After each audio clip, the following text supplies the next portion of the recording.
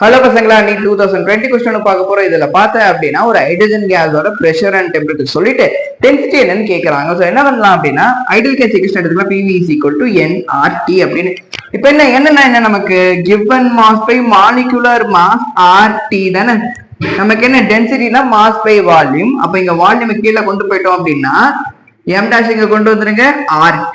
அப்போ இங்க P m dash m by v னா அவங்க கேட்ட டென்சிட்டி நமக்கு கிடைச்சிடும். அப்போ density is equal to P m dash RT. இது எப்படி சார் ஈஸியா சால்வ் பண்ணலாம் அப்படின்னா இப்ப ஆப்ஷன்ஸ் வந்து அவ்வளவு வேரியபிள்லாம் கிடையாது. இப்ப பார்த்தேன் அப்படின்னா 249 தானே இருக்கு, 215 எடுத்துக்கோ, சிம்பிளா முடியும். கிலோனா 10⁻³ மாஸ், ஹைட்ரஜன் H2 தானே, ரைட். அப்போ 2 கிராம் வந்துருமா, கிராம கிலோ மாத்திக்கோ 10⁻³ பை இங்க 8.3 இருக்கு. அவ்வளவு சீன்லாம் வேண்டாம், நம்ம 8 எடுத்துக்கலாம்.